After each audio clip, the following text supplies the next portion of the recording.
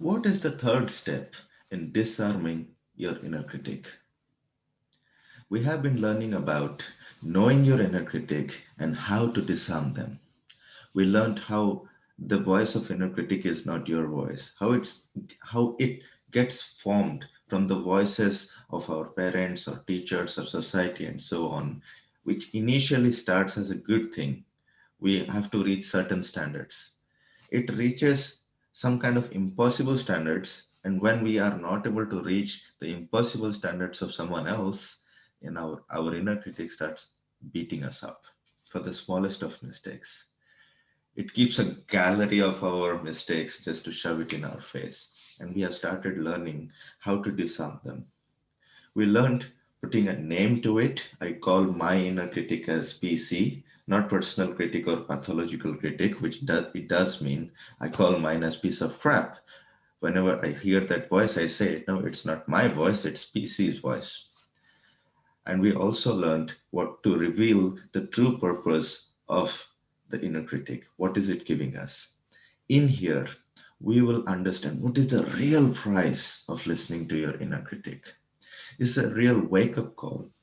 In fact, one of the ways to understand this is to quantify the loss. And quantification can either be done in terms of time loss or in terms of opportunity loss, in terms of money, in terms of other things. I'll give you an example. There is this salesperson who does not stand up to his boss.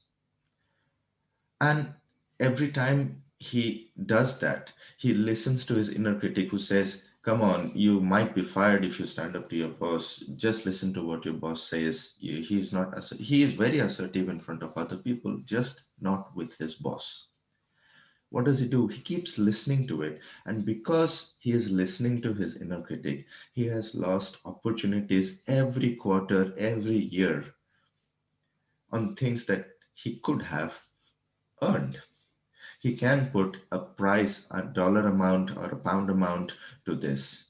And the moment he quantifies this loss, he will start getting courage to stand up to his own inner critic first, disarm the inner critic, and then he can stand up to everyone else that he's scared to do so.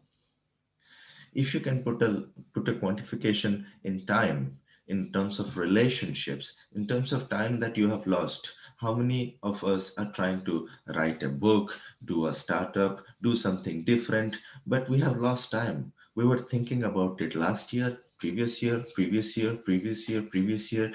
We heard to our inner critic, they said you cannot do it, you don't have the experience, blah blah blah blah blah. This is not the voice that we want to hear. This listening to our inner critic has lost us time.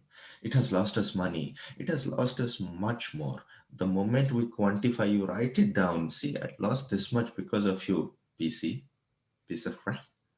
And then you will see that you better stop listening to your inner critic. You look at it, how it has really, really resulted in this loss in your personal life and your work life.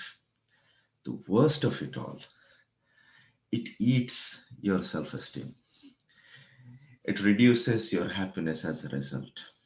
You grow up confident, but you keep listening to your inner critic. Even the most confident of persons can actually lose their self-worth, their self-esteem, their confidence.